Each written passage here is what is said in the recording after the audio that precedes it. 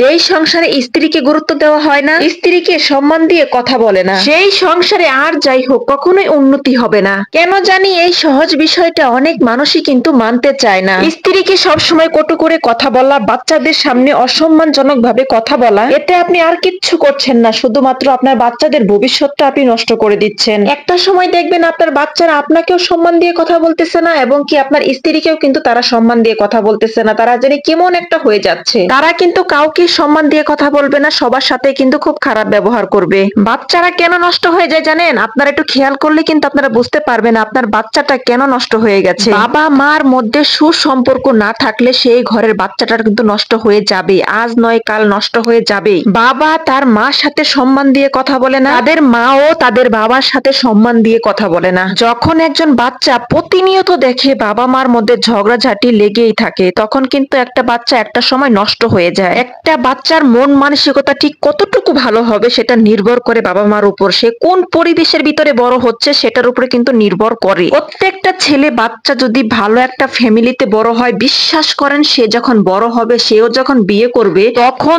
তার স্ত্রীর সাথে সে সবসময় ভালোভাবে কথা বলবে, ভালো আচরণ করবে। কেননা সে সবসময় দেখে এসেছে তার বাবা তার মার সাথে খুব ভালোভাবে কথা বলতেছে, খুব সম্মান দিয়ে কথা বলতেছে। সে যখন এগুলো ভালো কিছু দেখবে, বিশ্বাস করেন সেও জীবনে অনেক ভালো কিছুই করবে তার স্ত্রীর সাথে। আরেক দিকে একটা মেয়ে তার স্বামীকে কতটুকু সম্মান দিয়ে কথা বলবে সেটাও নির্ভর করে তার বাবা মার উপরে। ওই মেয়েটা যদি সব সময় দেখে তার মা তার স্বামীকে বলতে, তার বাবাকে সব সময় সম্মানজনক ভাবে কথা বলতেছে, সেও কিন্তু বুঝবে আমার স্বামীকেও আমার সম্মান দিয়ে কথা বলতে হবে। একটা মেয়ে স্ত্রী হিসাবে কিরকম হবে সেটা কিন্তু অনেকটাই নির্ভর করে ওই মেয়েটার পরিবারের উপর। যদি তার পরিবার ভালো হয় তাহলে সেই মেয়েটাও কিন্তু ভালো হবে। তাহলে দেখেন একটা পরিবার কতটা গুরুত্বপূর্ণ, কতটা গুরুত্বপূর্ণ। একটা পরিবার যদি ভালো হয়, বিশ্বাস করেন ভবিষ্যতে কিন্তু কয়েকটা পরিবার কিন্তু ভালো হবে, তাদের ভবিষ্যৎ কিন্তু উজ্জ্বল হবে। অনেকেই বলে এই সমাজটা আমি পরিবর্তন করতে পারবো না। আমি বলবো আপনিই পারবেন এই সমাজটা পরিবর্তন করতে। আপনার ঘর থেকে আপনি শুরু করে দেন,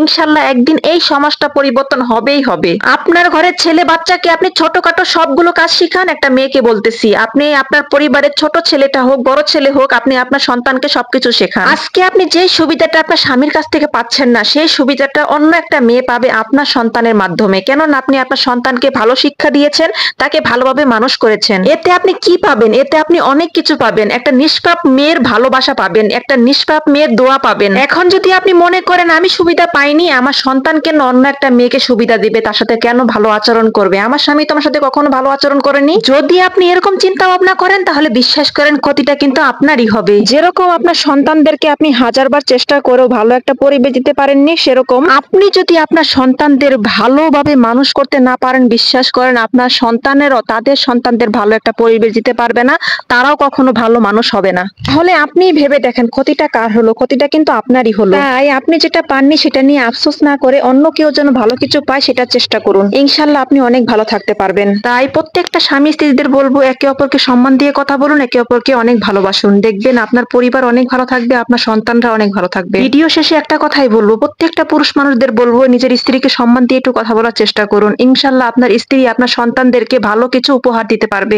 স্ত্রীকে ভালো কিছু দিবেন, ইনশাল্লাহ স্ত্রী আপনাকে 3 গুণ ফিরিয়ে দিবে। ইনশাল্লাহ ভালো থাকবেন সবাই। আল্লাহ হাফেজ।